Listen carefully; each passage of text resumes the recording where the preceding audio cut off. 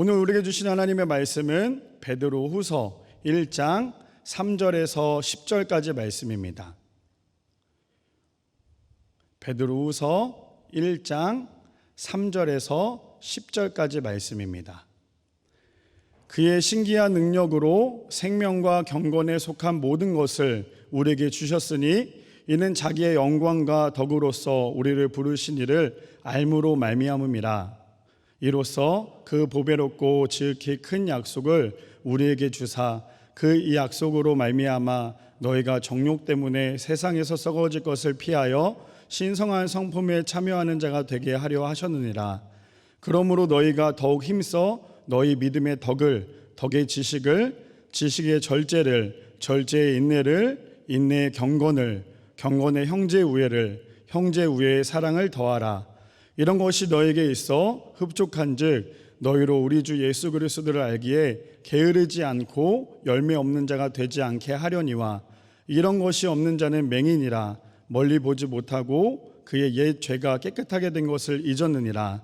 그러므로 형제들아 더욱 힘써 너희 부르심과 택하심을 굳게 하라. 너희가 이것을 행한즉 언제든지 실족하지 아니하리라. 아멘. 오늘 말씀의 제목은 신앙은 예수님을 닮아가는 것, 신앙은 예수님을 닮아가는 것이라는 주제를 가지고 우리 함께 말씀을 나누고자 합니다. 벌써 오늘이 시작한 지도요, 2022년도가 시작한 지도 10월 달이 되었습니다. 이제 조금만 있으면 2022년도가 끝이 나고 2023년도가 돌아오게 되겠죠. 우리 성도님들은 2022년도가 시작이 되었을 때에 어떠한 마음으로 또 어떠한 생각으로 또 어떠한 기도 제목으로 올해 한 해를 시작을 하셨습니까? 바라기는 2022년도 마음먹었던 그 생각과 그 기도 제목이 2022년 12월 31일 마지막 끝까지 완주하는 사랑하는 우리 베델의 성도님들 되시기를 축복합니다. 날씨가 이제 제법 선선해졌습니다. 이런 날씨일수록요, 감기 걸리지 않도록 따뜻한 물도 많이 드시고 또 면역력을 높이기 위해서 운동도 하여서 영육간에 강건하여져서 하나님과 날마다 동행하시는 우리 모두가 되기를 축복합니다. 오늘 본문을 묵상하다가 장칼뱅이 이런 말을 했습니다. 그리스도인은 자신의 삶 전체가 주님과의 관계 속에서 이루어진다는 사실을 늘 기억해야 한다. 다시 한번 더 읽어드리면, 그리스도인은 자신의 삶 전체가 주님과의 관계 속에서 이루어진다는 사실을 늘 기억해야 한다라는 말을 합니다.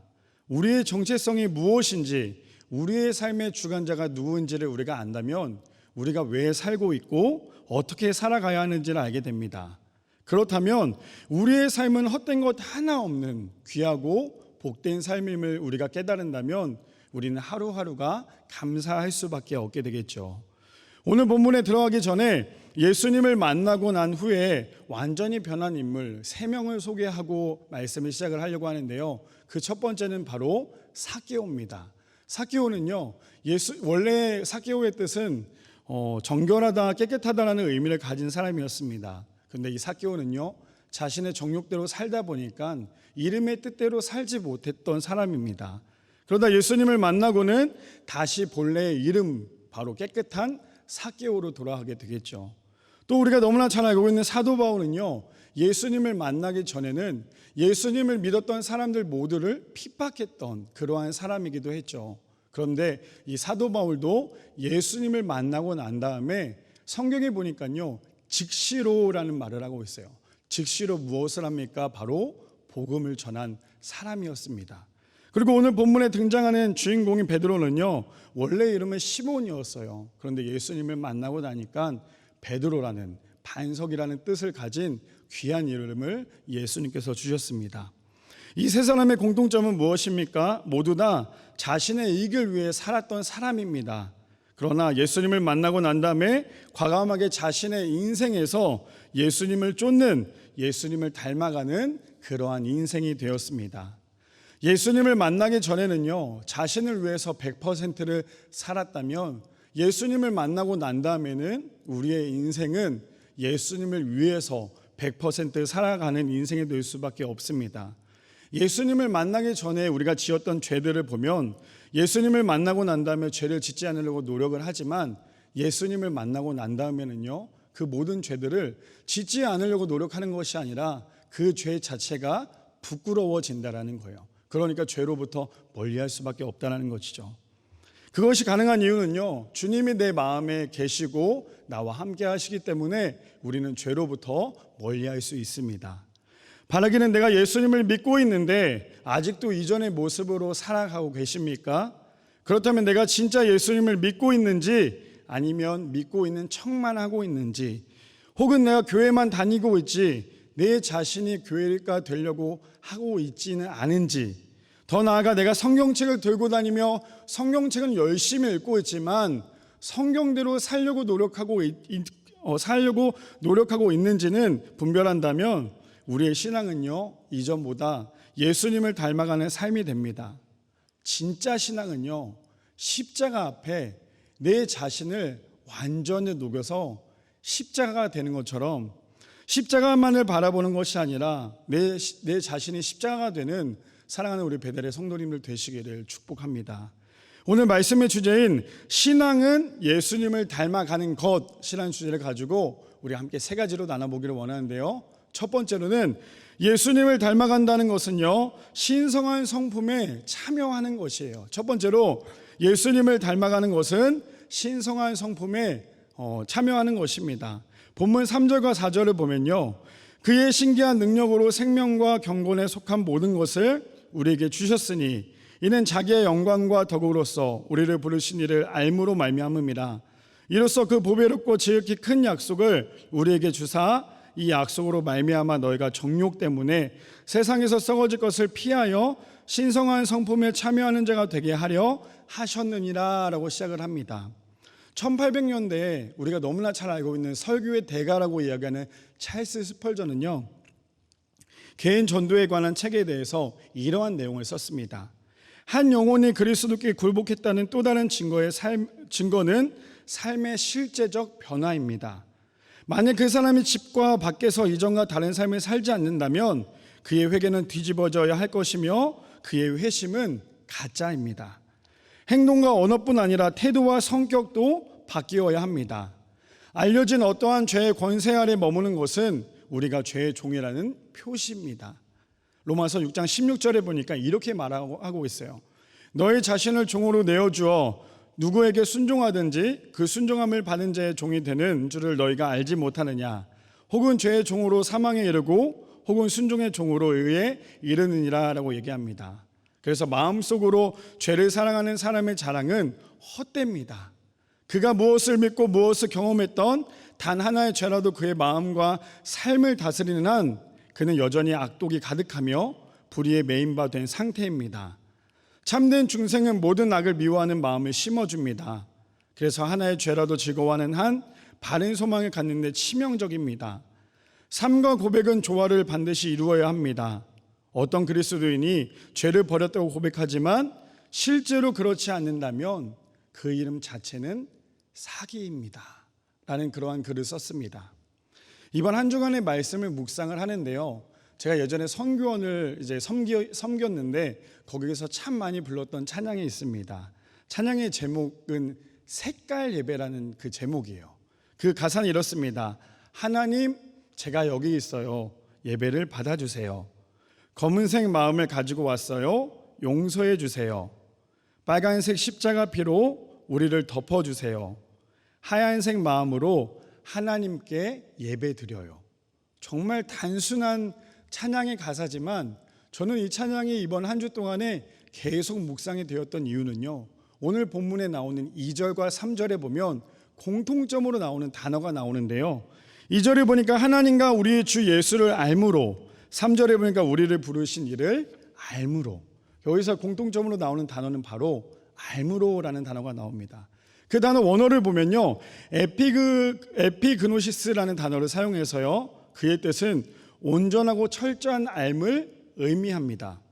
우리가 예수님을 진정으로 닮기 위해서는요, 반드시 우리가 예수님을 알므로 시작해야 한다는 거예요. 좀 전에 묵상했던 찬양의 가사에 검은색 마음으로 우리가 예배에 왔지만 빨간색 십자가로 덮을 때에 하얀색 마음으로 하나님께 온전히 예배를 드리기를 소망합니다라는 묵상입니다. 4절에 보니까요, 이로써 그 보배롭고 지극히 큰 약속을 우리에게 주사 이 약속으로 말미암아 너희가 정욕 때문에 세상에서 썩어질 것을 피하여 신성한 성품에 참여하는 자가 되게 하려 하셨느니라 라고 얘기합니다. 예수님을 닮아가기 위해서는요, 그리고 우리가 신성한 성품에 참여하기 위해서는 세상에 썩어질 정욕에 목숨을 걸지 말라라는 말입니다.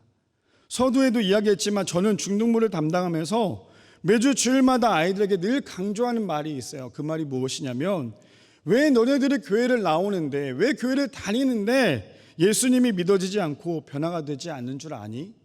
그거는 너네가 진짜 예수님을 믿지 않기 때문이야.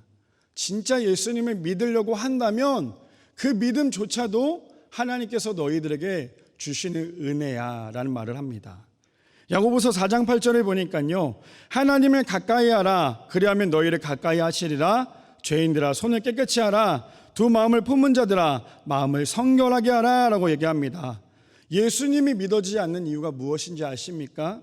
자꾸만 하나님 외에 다른 마음을 품고 있기 때문이에요. 우리가 하나님만을 섬기고 하나님만을 사랑한다고 이야기하지만 정작 우리가 예수님이 믿어지지 않는 그 이유는요, 자꾸만 내 마음 한켠에 하나님이 아니라 세상의 것으로 자꾸만 채우려고 하고 있기 때문입니다. 그러니 당연히 예수님을 믿는 것이 어려울 수밖에 없죠. 서두에 장칼뱅이 이런 말을 하지 않았습니까?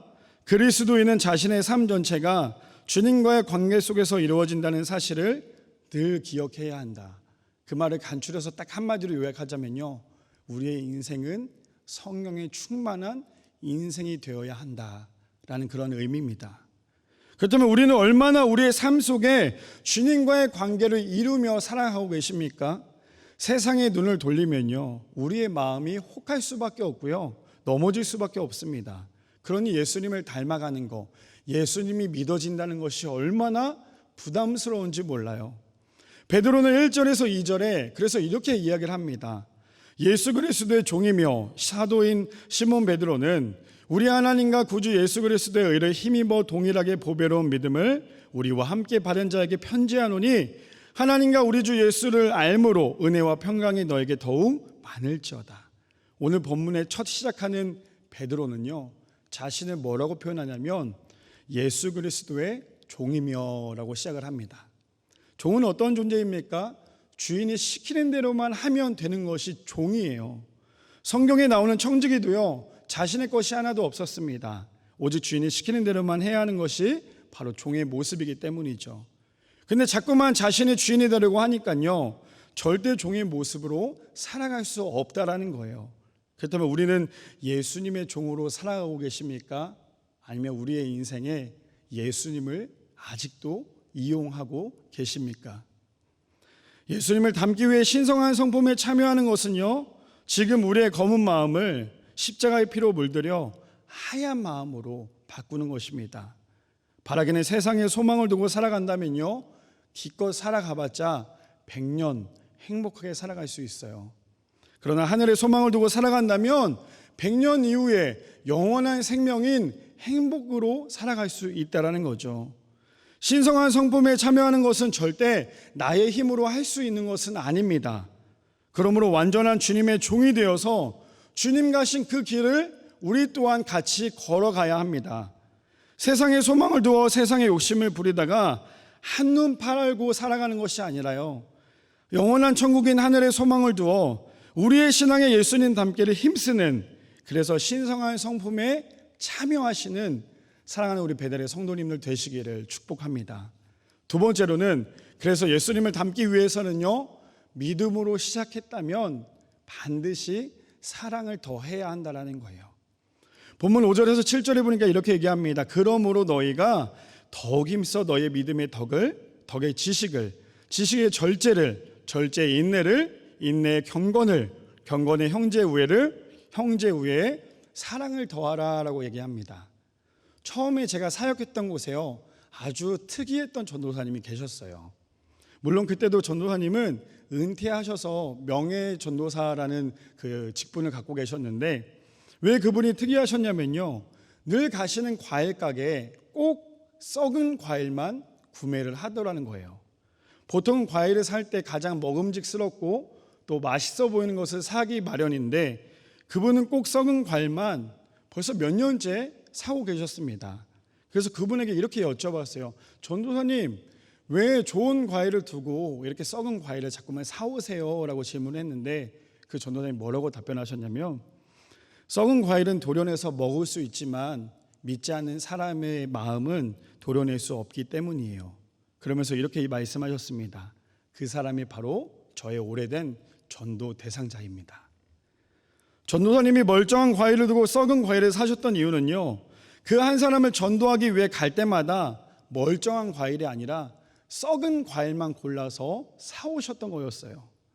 오늘 본문 5절에 그러므로라는 접속사로 시작하여 실제적인 경건 생활을 위해 추구해야 할 덕목에 대해서 나열을 하고 있습니다. 그 중에 첫 번째가 바로 믿음으로 시작하여서 마지막은 사랑으로 더해야 한다라는 말을 합니다. 하나씩 언급해 보자면 가장 먼저는 믿음이 기초로, 믿음이 바탕으로 시작을 합니다. 그래서 믿음의 덕을, 덕의 지식을, 지식의 절제를, 절제의 인내를, 인내의 경건을, 경건의 형제 우애를, 그리고 마지막 형제 우애에 사랑을 더할 것을 이야기합니다. 결국 사랑은요, 모든 덕목의 완성임을 그렇게 이야기를 하고 있죠. 그래서 하나님을 믿는 사람이라면 말로만 믿는 것이 아니라 반드시 우리는 행동으로 보여줘야 한다는 거예요. 야고보서 2장 26절에 보니까요, 이렇게 말합니다. 영혼 없는 몸이 죽은 것 같이 행함 없는 믿음은 죽은 것이니라 라고 얘기합니다. 믿는 사람이라면 반드시 행함이 따라야 한다는 거예요. 성경은요, 믿음만을 강조하고 있지는 않아요. 성경은 행위만을 강조하고 있지 않습니다. 믿는 사람이라면 당연히 행함도 함께 따라와야 한다고 성경은 이야기하고 있습니다. 오늘 본문에서 말하는 9가지 덕목이 결코 우리가 지키기에는 쉬운 것은 아니죠. 그러나 반대로 아예 하지 못하는 것도 아닙니다. 그렇다면 하나님께서 정말 기뻐하는 삶이 무엇일까요? 하나님께서 기뻐하는 삶은요, 지금 있는 자리에서 최선을 다해 하나님의 영광을 높이며 살아가는 것이 하나님이 원하시는 삶이라는 거예요. 누가복음 8장에 보니까요, 귀신 들린 사람의 이야기가 나옵니다. 예수님께서 귀신 들린 사람에게 명령하여서 돼지떼에게 들어가게 하시고는 귀신을 쫓아냅니다. 사실 그 동네에 있었던 많은 사람들의 근심은요, 그 한 사람, 귀신 들린 사람 때문에 근심, 걱정을 하고 있었죠. 그러나 정작 예수님께서 귀신을 쫓아내셨음에도 불구하고요, 누가복음 8장 37절에 보니까 이렇게 얘기합니다. 거라사인의 땅 근방 모든 백성이 크게 두려워하여 예수께 떠나가시기를 구하더라. 예수께서 배에 올라 돌아가실세라고 얘기합니다. 그들의 행동은요, 반전이 있었어요. 귀신을 쫓아냈기 때문에 예수님 감사합니다, 예수님 우리와 함께 해주세요라는 말이 아니라요, 그들의 행동은요, 예수님께서 그곳에서 떠나기를 간구했다라고 얘기합니다. 분명 지금 자신의 문제를 예수님께서 해결해 주셨음에도 불구하고요, 그들은 예수님께 자신의 동네에서 떠나가시기를 간구합니다. 아이를 키워보면요, 아이들이 부모님을 찾을 때가 언젠지 아시죠? 바로 자신의 힘으로 할 수 없을 때 부모를 찾습니다.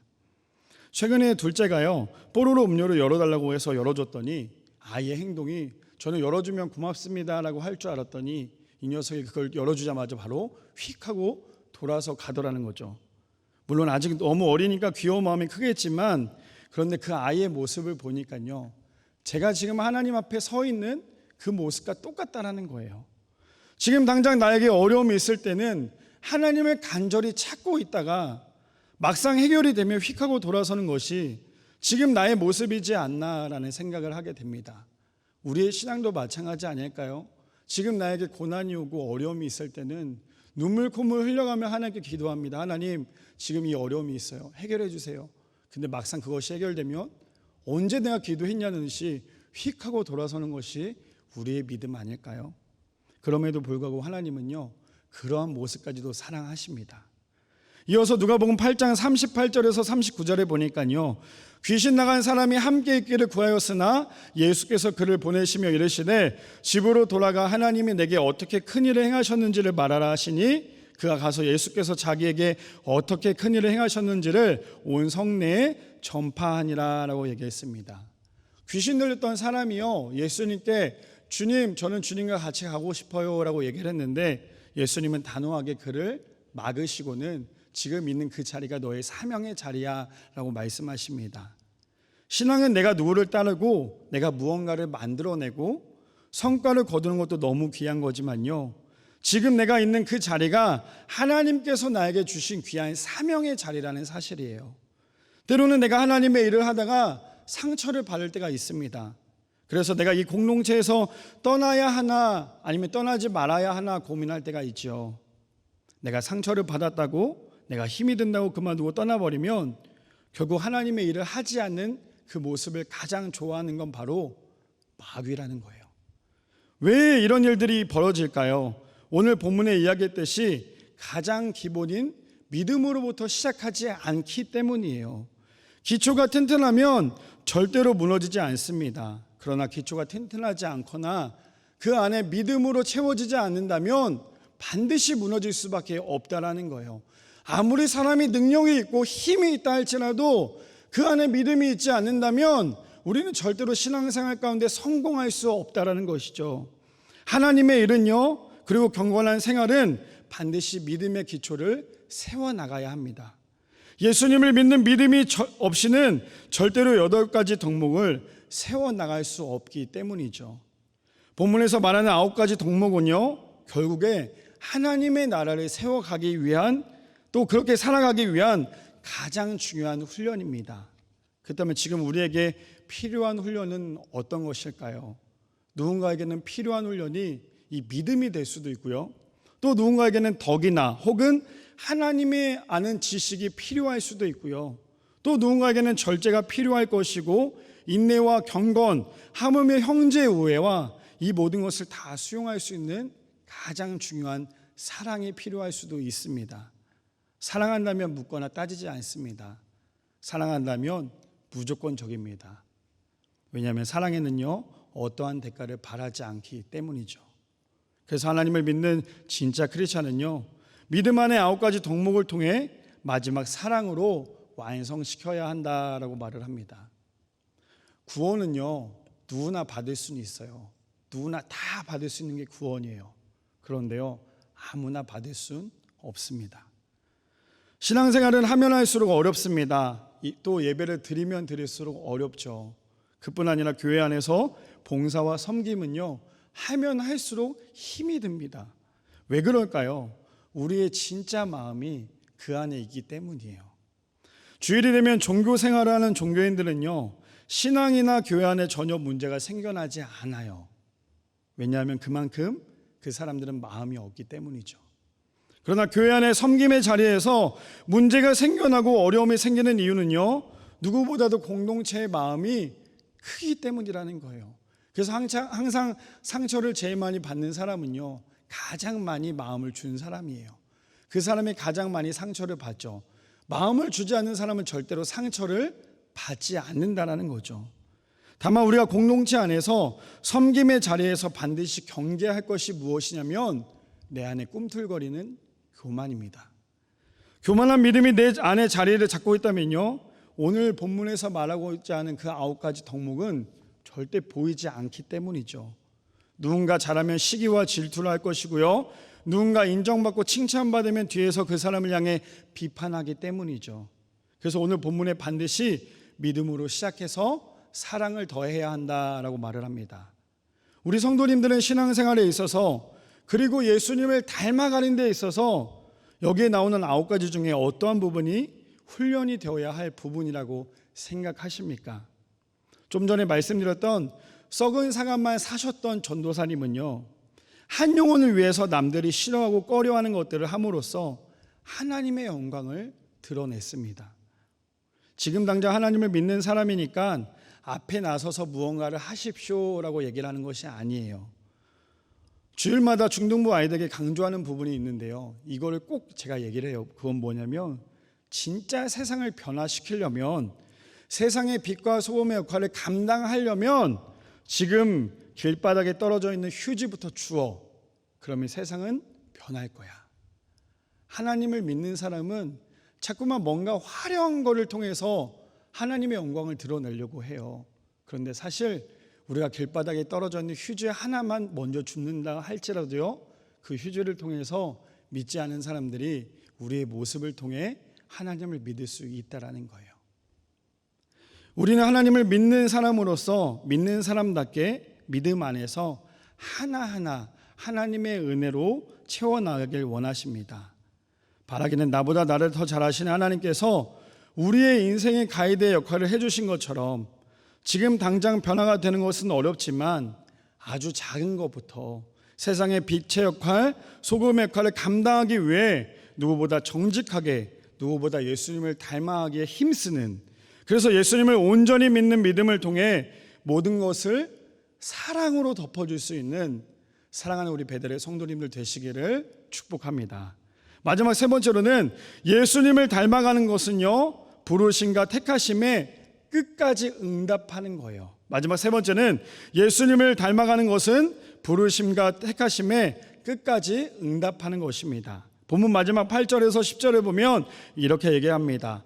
이런 것이 너에게 있어 흡족한즉 너희로 우리 주 예수 그리스도를 알기에 게으르지 않고 열매 없는 자가 되지 않게 하려니와 이런 것이 없는 자는 맹인이라 멀리 보지 못하고 그의 옛 죄가 깨끗하게 된 것을 잊었느니라. 그러므로 형제들아 더욱 힘써 너희 부르심과 택하심을 굳게 하라. 너희가 예수를 행한즉 언제든지 실족하지 아니하리라 라고 얘기합니다. 첫 번째로 예수님을 닮아가는 것은 신성한 성품에 참여하는 것이라면, 두 번째로 예수님을 닮아가기 위해서는 믿음으로 시작했다면 사랑으로 더해야 된다면, 마지막 세 번째로 예수님을 닮아가는 것은요, 부르심과 택하심에 우리는 끝까지 응답하는 것입니다. 사람은 평상시에 어떤 생각을 하느냐에 따라서 언어와 행동이 습관처럼 나옵니다. 그래서 긍정적으로 생각하는 사람은요, 언어도 행동도 긍정적인 반면에 부정적인 생각을 하는 사람은 언어도 행동도 부정적으로 행동을 합니다. 오늘 본문 8절은 이렇게 시작합니다. 이런 것이 너에게 있어 흡족한즉 너희로 우리 주 예수 그리스도를 알기에 게으르지 않고 열매 없는 자가 되지 않게 하려니와 라고 얘기합니다. 최근에 사무실을 통해서 전화 한 통을 받았습니다. 딸 아이가요, 중학생인데 교회 나가는 것을 너무너무 싫어한대요. 사실 전화로 갑자기 그 말을 들었을 때 고민이 되었어요. 이걸 어떻게 하면 좋을까? 또 기도가 나왔지만 그 집사님께 이렇게 얘기를 드렸어요. 딸아이가 걱정이 되시면 주일날 꼭 교회 나와서 얼굴 뵙고 이야기를 했으면 좋겠습니다 라고 말씀을 드렸어요. 사실 저희 마음은요, 반반이었어요. 진짜 주일날 나를 찾아올까? 그런데 진짜 주일날 찾아오셨고요, 딸 아이의 신앙 상담과 부모님 신앙 상담까지 함께 하였습니다. 그리고는 그분의 입술에서 고백은요, 신앙생활을 열심히 하지 않아서 본인을 날라리 믿음입니다 라고 얘기를 했습니다. 그래서 집사님께 정말 딸 아이가 하나님을 잘 믿기를 원한다면 이렇게 해주십시오 라고 제가 요청을 드렸어요. 첫 번째가 아이가 잘 때 몰래 들어가서 아이를 붙잡고 기도해 주십시오. 두 번째로는 부모님이 먼저 신앙의 모범을 보여주셔야 합니다. 세 번째로는 아이에게 신앙적인 부분을 강요하거나 아이를 무시하지 마십시오. 그리고 반드시 교회에 꼭 나와 대화할 수 있는 시간을 마련해 주십시오라는 부탁을 드렸어요. 근데 정말 놀라웠던 거는요, 매주 주일마다 길진 않지만 만나서 상담도 하고요, 또 기도도 해드렸습니다. 그러다 특세 전에 하나님께서 이러한 마음을 주셨어요. 꼭 그분에게 특세 출석을 권유하도록 그런 마음을 주셨습니다. 사실 집사님은요, 교회에 나오는 것 자체만으로도 굉장히 버거워하셨어요. 권유를 했을 때 집사님의 반응은 어떤 반응이었냐면, 목사님, 확답은 드릴 수는 없지만 하루 종일 고민은 해보겠습니다 라는 답변이었어요. 그 답변이 오자마자 다시 제가 이렇게 문자를 보냈어요. 깨우시는 분도 하나님이시고요, 나가게 하시는 분도 하나님이십니다. 순종할 때 역사가 일어나고요, 신앙은 부담스러워야 성장합니다. 제가 꼭 기도할게요. 그리고 특세 첫날 새벽에 나오시진 않았지만 9시 예배를 드렸다고 저에게 문자를 하나 남겨주시더라고요. 그래서 제가 또 바로 답장을 드렸습니다. 9시에도 오셨으니까 이번에는 7시에 도전을 해보세요 라고 하며 특세 요약 문자를 함께 보내드렸어요.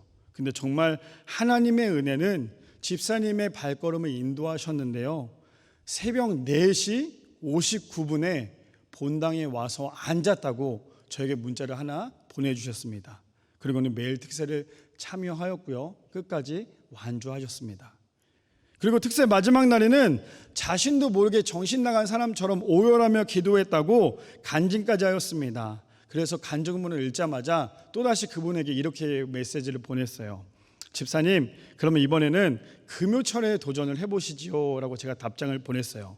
근데 정말 놀라웠던 거는 집사님의 구역장님도 그렇게 권면을 했다라고 얘기를 합니다. 아마 오늘 이 자리에 예배 드리고 있을 거라 믿습니다.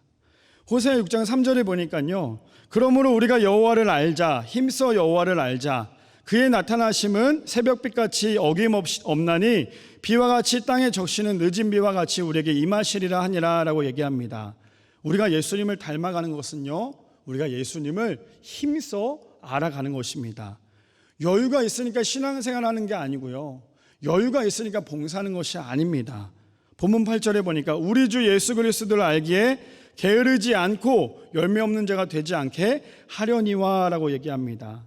예수님을 알기에 게으르지 않고 열매 없는 자가 되지 않게 하려니와 라고 성경은 이야기합니다. 그리고 마지막 본문 9절에서 10절에 보니까요, 이런 것이 없는 맹인이라 멀리 보지 못하고 그의 옛 죄가 깨끗하게 된 것을 잊었느니라. 그러므로 형제들아, 더욱 힘써 너희 부르심과 택하심을 굳게 하라. 너희가 이것을 행한즉 언제든지 실족하지 아니하리라 라고 얘기합니다. 베드로는 어떤 사람입니까? 예수님을요 3번이나 부인했던, 예수님이 가장 사랑했던 수제자였습니다. 베드로는 예수님보다 지금 자신의 상황이 너무 두려워서 예수님을 부인할 수밖에 없었지만, 그랬던 베드로가요, 죽음을 앞두고 베드로 후서를 작성하면서 예수님의 사랑을 성도들에게 전파했습니다. 유일하게 예수님의 말씀에 바다 위를 걸었던 베드로는요, 다른 것을 보지 않았어요. 베드로야 라고 말씀하셨을 때, 베드로야 이리 오너라 라고 말씀하셨을 때, 이 베드로는요 어떤 것도 바라보지 않고 바다 위로 껑충 뜁니다. 오직 예수님의 부르심과 택하심에 거친 바다 위로 뛰어들었던 사람이 바로 이 베드로라는 사람이죠. 바라기는 예수님을 닮아가는 것은요, 과거의 나의 모습을 버리고 내가 예전에 이랬는데, 내가 왕년에 이랬는데, 이 모습이 아니라요, 지금 나의 모습, 내가 얼마나 주님을 사랑하고 있는지가 중요합니다. 신앙은요, 내가 교회를 얼마나 다녔다, 몇 년을 다녔고 몇십 년을 다녔다, 오래 다녔다가 중요한 것이 아니라 지금 나의 영적 상태가 어디를 향하고 있는지가 중요하다는 거예요. 서두에도 말씀드렸듯이 예수님을 닮아가는 것은요, 십자가 앞에 내 자신을 완전히 녹여서, 십자가 앞에 내 자신을 완전히 녹여서 내 자신이요 십자가가 되는 거예요. 나를 사랑하사 나를 위해 죽기까지 하신 예수님의 무한하신 그 사랑에 예수님의 닮아가기에 힘쓰며 살아내는 사랑하는 베델의 성도님들 되시기를 간절히 축복합니다. 우리 이 시간에 함께 찬양하며 기도할까요?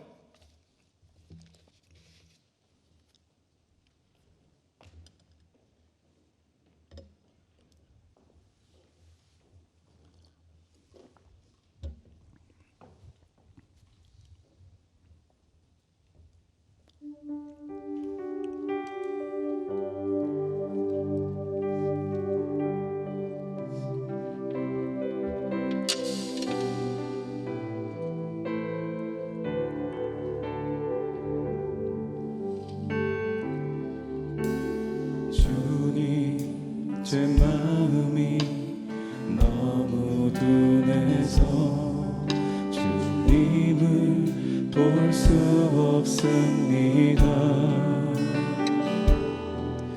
이 땅에 속하여 이 땅만 보다가 주님 손을 놓쳤습니다. 나는 나그네로 왔는데 왜 주저앉게 되었나. 나는 청지기인데 언제부터 내 삶의 주인이 되어버렸나.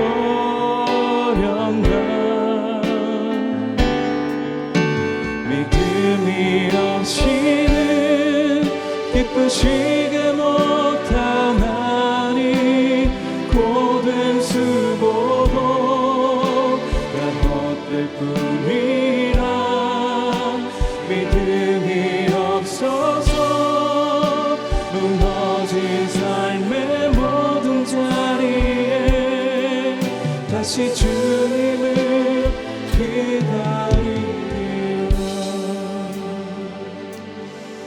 우리 이 시간에 함께 기도하기를 원하는데요, 저는 오늘 이 말씀을 준비하면서 그런 생각을 참 많이 했어요. 내가 어떻게 하면 예수님을 닮아갈 수 있을까?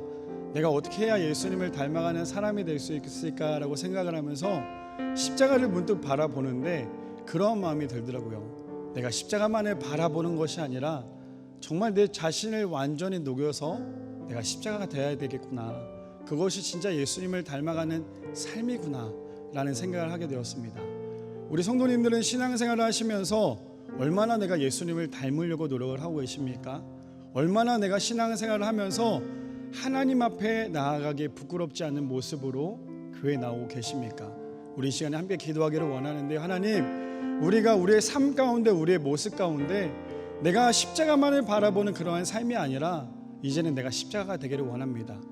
내 자신의 못을 박아 주님 앞에 나아가기를 원합니다. 나의 신앙 가운데 어떤 것도 내가 세상에 발 하나, 교회에 발 하나 두는 것이 아니라 오로지 하나님 앞에 발을 두는 그러한 사람이 되기를 원합니다. 우리 이 시간에 이것을 놓고요, 우리의 신앙을 놓고 다 같이 함께 중보하며 기도하겠습니다.